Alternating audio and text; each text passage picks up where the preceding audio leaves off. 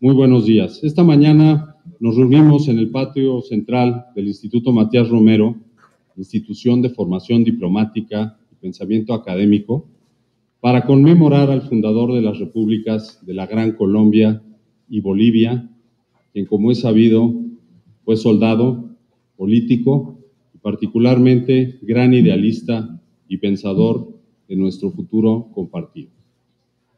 La incipiente diplomacia de América Latina y la mexicana en los albores de la independencia nacional deben mucho al genio de Bolívar, pues gracias a él, México obtuvo el primer reconocimiento a su emancipación y la firma del primer tratado internacional que, bajo el nombre de Unión, Liga y Confederación Perpetua, unió a México y a la Gran Colombia desde 1823 en dos de los momentos significativos de nuestra política exterior. Por un lado, representa el primer acuerdo internacional firmado por México posterior a su independencia, y es así también el primer atisbo de la vocación que tendría nuestra diplomacia para integrarse al concierto global mediante instrumentos amparados por la legalidad y fundados en el derecho. Por el otro lado, significó el primer esfuerzo por avanzar en un proyecto de integración regional, pues en el citado tratado, México y Colombia se comprometieron a promover la Asamblea de Plenipotenciarios Americanos que se efectuó en el Istmo de Panamá durante 1826 y en la villa de Tacubaya, en México, entre 1826 y 1828. En ambas conferencias, inspiradas por Bolívar, los representantes de México, la Gran Colombia, Perú y las Provincias Unidas del Centro de América debatieron incontables fórmulas para alcanzar el sueño bolivariano de unidad continental, que, si bien debilitado por la proliferación de conflictos internos, fueron simiente de cohesión, cooperación y hermandad que hoy caracterizan a las relaciones entre nuestros pueblos de forma bilateral y en diversas fórmulas de unión política, comercial y de concertación que amparan y fortalecen nuestro diálogo.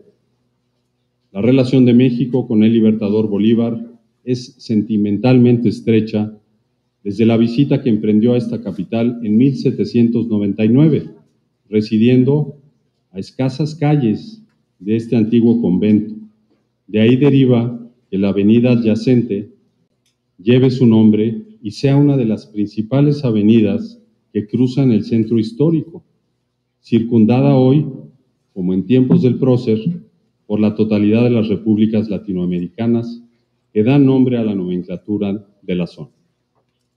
Aquella visita se produjo poco tiempo después de que este conjunto arquitectónico que hoy nos acoge se concluyera bajo el patronazgo de la congregación del Oratorio de San Felipe Neri.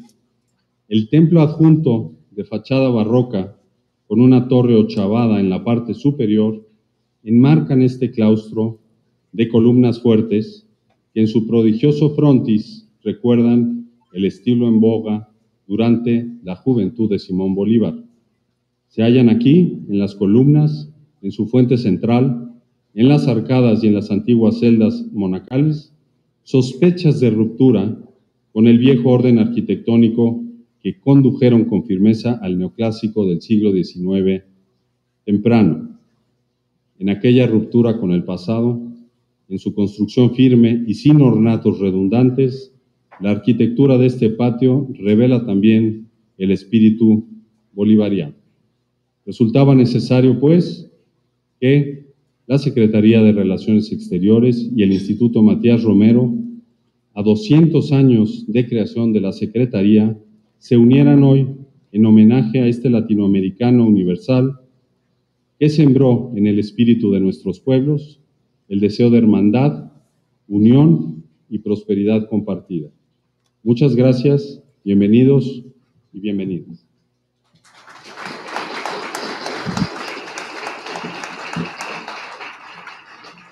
A continuación, hará uso de la palabra el maestro Maximiliano Reyes Zúñiga, subsecretario para América Latina y el Caribe. Muchas gracias. Muy buenos días. Con su permiso, señor Canciller Marcelo Ebrard Casaubon, embajador Julio Garro, decano del Cuerpo Diplomático Latinoamericano, maestro Alejandro Alday, director general del Instituto Matías Romero, embajadora Carmen Moreno Toscano, subsecretaria de Relaciones Exteriores. Amigas y amigos embajadores y compañeros de la Secretaría de Relaciones Exteriores, amigos latinoamericanos.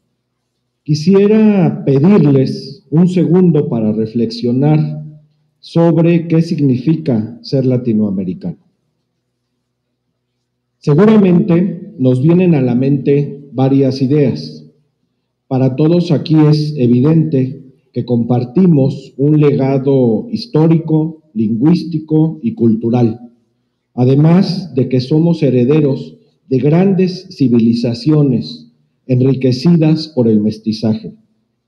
Pero ¿eso nos hace latinoamericanos? Hace aproximadamente 200 años, esos mismos elementos estaban ya presentes en la región, aunque quizás la mayoría de nuestras poblaciones no estaban conscientes de ello, porque nuestra región es mucho más que la suma de las partes y de los rasgos que nos caracterizan. América Latina es una idea o una entelequia que solo se ha ido construyendo a lo largo de un par de siglos gracias al liderazgo de nuestros admirados próceres. América Latina no existía más que en un puñado de mentes ilustradas de la época, hasta el arribo en escena de un hombre visionario que entendió a nuestras naciones como un conjunto y que por razones prácticas y estratégicas la unidad se hacía necesaria. Hablo, por supuesto, de Simón Bolívar, a quien homenajeamos el día de hoy y a quien se le debe desde hoy el nombre de este patio. El también conocido libertador pregonizaba: divididos seremos más débiles, menos respetados de los enemigos y neutrales. La unión hará nuestra fuerza y nos hará formidables a todos.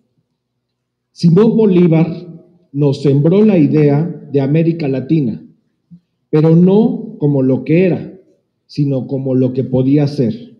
Hoy, ser latinoamericano nos da un sentido de pertenencia que es particularmente notable cuando estamos frente a otros, pero también es importante enfatizar esta parte de nuestra identidad colectiva cuando estamos, como hoy, entre nosotros. La figura del libertador congrega, convoca, reúne, muy parecida a esta plaza que es punto de encuentro de diplomáticos mexicanos y de muchos más países que han pasado por estas mismas columnas y arcos, además de ser la cuna de los nuevos cuadros de la diplomacia mexicana, que saldrán al mundo con un mensaje de unidad y fraternidad latinoamericana. Simón Bolívar es uno de los hijos adoptivos de México, ya que desde 1824 se le otorgó la ciudadanía en un acto solemne en nuestro Congreso, bajo el liderazgo del diputado Servando Teresa de Mier, en reconocimiento a sus aportaciones y su triunfo en la independencia de la Gran Colombia. También recordamos a un joven Bolívar que pisaba nuestras tierras por primera vez en 1799, en camino a Europa, en donde concluiría sus estudios. Al igual que América Latina, México. Estamos complacidos con la develación de esta placa que nombrará oficialmente a este patio como Simón Bolívar, el Libertador, en el marco del 238 aniversario de su natalicio. Termino invitándoles a imaginar cuál es el futuro de nuestra América, y preguntarnos qué es lo que queremos ser y a dónde queremos ir y cuál es el lugar en la historia que queremos ocupar. Sin renunciar a nuestros sentimientos nacionales, los latinoamericanos nos sentimos concernidos en una especie de nacionalismo continental, como decía Gabriel García Márquez. Personalmente, he llegado a un punto en que, siendo colombiano y sin renunciar a serlo, me daría lo mismo ser de cualquier país siempre que fuera latinoamericano. Es que si nos pusiéramos a hablar de las diferencias entre nuestros países, nos tocaría ponernos a cortar más delgado y hablar entonces de las diferencias entre una región y otra. Somos y nos sentimos cada vez más latinoamericanos. Muchas gracias.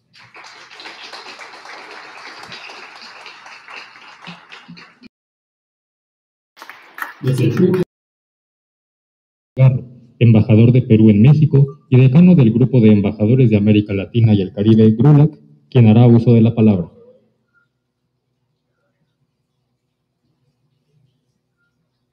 Gracias. Señor Canciller, señor subsecretario, señor director de este instituto, Matías Romero. El subsecretario terminaba citando a Gabriel García Márquez. Hace unos 30 años más o menos, no muy lejos de aquí, García Márquez escribía una de sus obras fundamentales sobre el Libertador. Ese viaje último que él hace a través del río Magdalena, ya a las finales de su vida. Un libro que el propio García Márquez termina diciendo que revela el horror de una circunstancia porque el Libertador terminaba su vida con una ingratitud que tantas veces hemos visto. ¿Por qué 200 años después resulta siendo tan central para la vida de América Latina? Y yo creo que tiene que ver por su doble aportación. Por supuesto que fue el gran libertador de las repúblicas sudamericanas o de la parte norte de Sudamérica. Su genio militar se vio en tantas batallas. Pero además aportó algo que creo que es lo que estamos tratando de recuperar esta tarde. Fue un pensador en un momento inaugural de nuestra existencia como repúblicas y como región. Fue él el que nos lega esa idea de que debíamos trabajar por una unidad de lo que entonces se iban constituyendo como las repúblicas que ahora somos. En ese sentido tenemos este doble legado de Simón Bolívar, que es el que ahora queremos recuperar, porque justamente ahora venimos trabajando en hacer realidad ese sueño. Es un esfuerzo probablemente siempre inconcluso, pero en el que nunca dejaremos de esforzarnos. Tantos empeños que hemos tenido a través de la historia, cuya última encarnación probablemente es la CELAC, en la que México viene poniendo durante ya 2 años un esfuerzo notable para que podamos seguir trabajando, cooperando juntos frente a los nuevos retos que se nos van presentando, porque evidentemente los retos de hace 200 años son muy distintos de los de hoy. Son muy distintos de los de hoy, pero en el fondo exigen el mismo compromiso y el mismo empeño y la misma lucidez que Bolívar ponía en su momento. ¿Qué más adecuado puede ser entonces que en esta casa, donde se formaron tantos y tantas generaciones de diplomáticos mexicanos y en la que tantos y tantas generaciones de diplomáticos de otras partes de América Latina vinimos aquí a compartir ideas y sueños con ustedes, con los mexicanos, con los diplomáticos mexicanos, con todos nuestros hermanos y amigos de este país, para ver cómo podíamos hacer realidad ese sueño en el que seguimos empeñados y que sigue inconcluso 200 años después? Pero recordar al Libertador en este momento quien justamente, recuerdo, desde Lima, cuando estábamos a días de la última gran batalla, a días de la batalla de Ayacucho, que debería terminar con la conflagración en América Latina y de América del Sur y sellar nuestra libertad de tantas repúblicas, él convocaba ya a un congreso en el que pudiesen reunirse las nacientes repúblicas. Y él nos iba marcando ya desde ese momento 1823, diciembre de 1823, y seguimos en ese mismo empeño. Y qué mejor que podamos rememorarlo aquí, en esta casa de estudios, en esta casa de pensamiento y en esta casa donde se forja la acción de México y se coordina la acción con nuestros países en América Latina, a la que tengo el orgullo de representar ahora como decano y que estoy seguro que todas ellas se unen a mí para felicitar esta iniciativa y alegrarse con ustedes en que hoy se haga realidad. Pues muchas gracias a todos ustedes.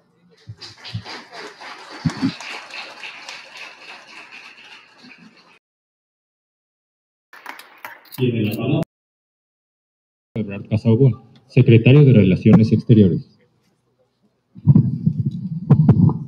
Muy buenos días, señoras y señores embajadores, amigas, amigos todos. Gracias por su presencia el día de hoy, colegas de la Secretaría, señor embajador.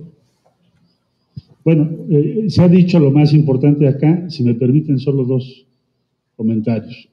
Yo diría que cualquiera se haría dos preguntas si fuera uno de los estudiantes o alumnos de esta institución y nos escucha.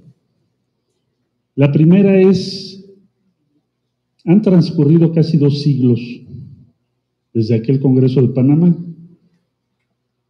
Si ustedes tienen oportunidad de revisar esos debates, se los recomiendo ampliamente. Son sumamente interesantes. Claro, ¿cuál era la prioridad en aquel tiempo? El primer punto, ¿cómo nos defendemos frente a intentos que pueden provenir de España en aquella época, pero no solo de España, que puedan significar que perdamos nuestra soberanía a alguno de los países o de las repúblicas hispanoamericanas, se decía en el Congreso? Recordar que era muy reciente la independencia, es más, no estaba reconocida. Violentamos el derecho internacional, porque en ese tiempo los usos y costumbres del derecho internacional era que las colonias eran legítimas. Entonces, las repúblicas hispanoamericanas establecieron un nuevo principio que ciertamente ya lo habían conseguido los norteamericanos respecto a Inglaterra, pero nosotros no respecto a España. Entonces, estábamos en riesgo. Por lo tanto, acuerdan crear un ejército continental, o dicho de otra modo más práctico, una flota y un ejército de común auxilio frente a cualquier intento del exterior. Y en aquel tiempo, el objetivo estratégico era que España, el Imperio Español, no pudiera utilizar Cuba como base marítima para recuperar o intentarlo su hegemonía en nuestros países. Bueno, muy interesante el debate, 200 años. Pero la idea esencial, ¿cuál era? La unión hace la fuerza. Si nos dividen, si nos pulverizan, vamos a ser presa de uno u otro imperio, sea del imperio del que nos estamos liberando o de los nuevos imperios o de otros imperios europeos en aquellos años que puedan tener intereses en nuestros países. Entonces, el mensaje de ese Congreso, después en México hubo un seguimiento a los 2 años, México se comprometió a hacerlo, en Tacubaya. Después de 200 años, podríamos decir, bueno, ¿tenemos el ejército que dijimos? Pues no. ¿Tenemos una flota común? No. Los objetivos ya no son militares. Pero la pregunta es, ¿sigue siendo válido ese proyecto o qué sentido tiene el día de hoy? Somos países que porque hablan la misma lengua tienen que tener un mismo destino. ¿Nuestras economías se parecen? nuestro futuro tiene alguna viabilidad como conjunto. ¿Pensamos igual? Alguien respondería, pues no. Bueno, entonces, ¿cuál es el sentido? El sentido es que si ustedes observan los equilibrios geopolíticos que hoy, o desequilibrios, se están formando, si América Latina no actúa en conjunto, es imposible que tenga influencia en el mundo. Es casi prácticamente imposible. Divididos, estamos condenados a seguir las decisiones que otros toman. Por peso relativo. Si la Unión Europea son 23 países, y si los conglomerados de las diferentes regiones del mundo se van fortaleciendo, la Unión Africana, por ejemplo, y si la nueva potencia China es por sí sola tan inmensa, tiene más población que todos nuestros países. ¿Cómo vamos a tener influencia positiva para nuestros pueblos si no actuamos en conjunto? Claro que puede haber otras estrategias, ser aliado preferencial de alguna de las potencias, buscar acomodarnos, regresar a la idea de tener relaciones preferenciales con la Unión Europea, etcétera. Hay diferentes variantes, pero en esencia, la respuesta, si somos honestos, es no tendríamos éxito, salvo que actuemos en conjunto. Y esto que es cierto en la ONU, es cierto en cualquier espacio internacional. Ahora, esa es la primera pregunta. Entonces sí tiene sentido para el siglo XXI. Algo más allá de una autoafirmación cultural que por sí solo valdría la pena. Es una estrategia geopolítica de defensa de nuestros pueblos y sus sociedades y sus posibilidades a futuro. Muy bien. La segunda pregunta es, ¿por qué no lo hemos logrado en 200 años? Si es una idea tan evidente y tan buena. ¿Por qué no lo hemos logrado? Y déjenme darles una experiencia, porque cada vez que nos reunimos lo que importa es en qué no estamos de acuerdo. Cada vez que nos reunimos es por qué alguien no debe ir, porque no estoy conforme con su ideología, o no estoy de acuerdo con lo que significa, o tenemos algún tipo de rivalidad, a veces son hasta vanidades. Dicho de otro modo, radica o está en nuestro poder de quienes dirigimos o representamos a nuestros países, modificar eso. No hay ningún pretexto. Nada nos lo impide más que nosotros mismos. Entonces, vamos a tener el sábado la reunión de la Comunidad de Estados Latinoamericanos y Caribeños. Muy interesante la reflexión que nos anima, porque hace 2 años que nos dieron esa encomienda, que ha sido un alto honor para México, pues no preveíamos que iba a haber una pandemia. De hecho, los términos son de 1 año. Pero estamos en medio de la pandemia. Hoy estamos viviendo la 3ª ola. Hay nuevas variantes, el virus, desde luego que se está defendiendo, era previsible. Avanzamos en la vacunación, pues el virus tiene nuevas variantes. Entonces, hemos enfrentado un riesgo, una amenaza no prevista, extrema a la seguridad de nuestras sociedades. Y la cooperación que hemos tenido como comunidad durante este tiempo ha sido extraordinaria. Hemos avanzado en la integración de las agencias regulatorias, lo que no se avanzó en 2 décadas, todo lo que lleva el siglo. Eso se ha logrado en menos de 1 año. ¿Por qué? Porque nosotros no teníamos fase 3 de la vacuna Sinovac, pero Chile sí. Y los chilenos dijeron, te comparto la información, México, que nosotros tenemos. Argentina dijo, yo produzco la sustancia activa de una vacuna inglesa. Bueno, más difícil no se podía, ¿no? Hagamos una reunión de Argentina con Inglaterra, y qué tal si nos ponemos de acuerdo todos y además con México para producir la vacuna, que estamos hablando de distancias y logísticas muy complejas. Bueno, pues se logró. Hoy en día, gracias a eso, México tiene o ha tenido acceso a millones de vacunas, igual que Argentina, y 17 países de América Latina y el Caribe, se dice fácil. Pero la región fue capaz de producir la vacuna, si no, no la tendríamos. Dependeríamos de la magnanimidad de otras naciones, por no decir de la caridad o de otros términos. Entonces, bueno, pero también ventiladores, equipos, información, vuelos para las personas que se quedaron en los países de América Latina. Entonces, yo lo que he visto en este año y medio ya, es una cooperación entre América Latina y el Caribe que no habíamos visto hace muchos años. Y el objetivo, la reunión que vamos a tener el sábado, es primero reconocer eso y segundo proponer que continúe. Habrá posiciones distintas respecto a Cuba, Venezuela, Nicaragua u otros países. Pero tenemos que demostrar que estamos a la altura de lo que estamos hoy en día recordando. Porque diferencias siempre va a haber.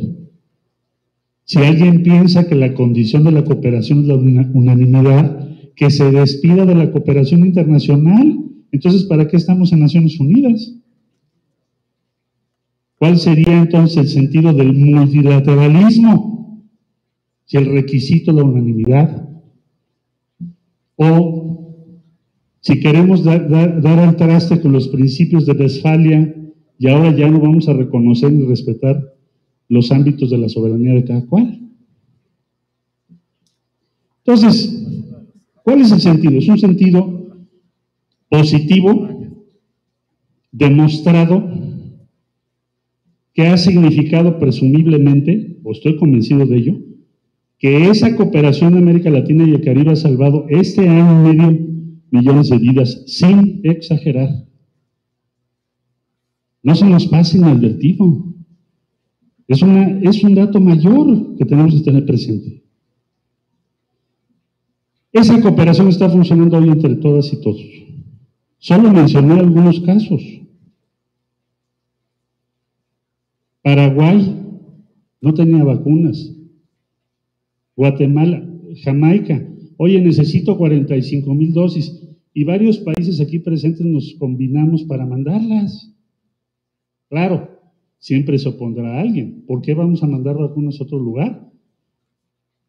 Porque casi todas las que tenemos vienen de otro lugar. Porque el nacionalismo en las vacunas es el camino al suicidio. México no tendría vacunas por el simple hecho de que no tenemos una vacuna propia. La tendremos. También en eso estamos trabajando. México, Argentina, Chile, Brasil, Cuba han presentado sus vacunas. ¿Cuándo habíamos hecho eso? Pues ya la presentamos, las compartimos entre todos. Entonces, amigas, amigos, el día de hoy queremos colocar esta placa, develar esta placa, recordando, pero sobre todo afirmando la actualidad, la pertinencia del mensaje de Simón Bolívar y de quienes en ese tiempo coincidieron con él, provenientes de muy diferentes repúblicas, entre ellas México, para abrazar esa causa que es actuemos en conjunto. ¿Qué tan lejos podemos llegar? Pues depende de nosotros. Pero por una vez, pensemos no que nos divide, sino que nuestros pueblos necesitan que estemos juntos. Eso es el mensaje del día de hoy. Para todas y para todos. Y los que me lo han dado, y la obligación nuestra ahora, como sede de esta reunión que les he comentado, de la Comunidad de Estados de Latinoamérica y el Caribe, ese es el mensaje. Claro que sí, podemos estar juntos, y claro que sí, la unión hace la fuerza, y por supuesto que tiene mucho sentido. No es un sentido teórico solamente. Alguien dice, es que es político, pero la política es la cosa pública. Claro que es político. Todas las acciones que tomamos en el espacio público relativo a las cuestiones públicas son políticas. Cuando alguien les diga, esta es una reunión técnica, tengan precaución. Porque siempre hay un contenido político, que es cuál es el fin de las acciones públicas que tomamos, de las que nos afectan a todos, a todas. Entonces, América Latina y el Caribe nos está exigiendo, nos demanda a quienes dirigimos y representamos que estemos a la altura de lo que necesitan nuestros pueblos, de que haya una voz legítima de América Latina y el Caribe en el mundo y de que se oiga nuestra voz, que se escuche lo que nuestros pueblos necesitan también. Muchas gracias por estar aquí y muy buen día.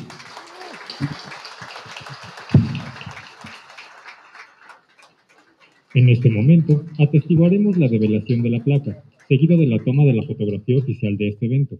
Invitamos a ser partícipes a la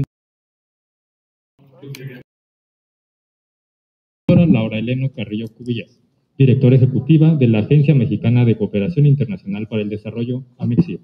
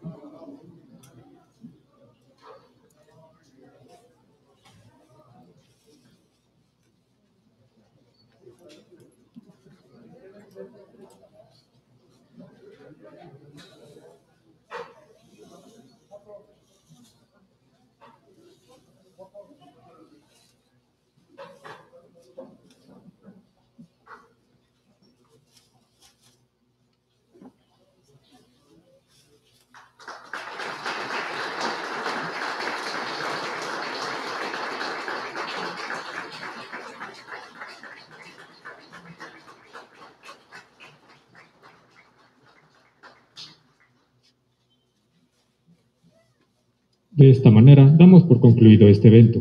Agradecemos a todas y todos su amable asistencia. Que tengan muy buenos días.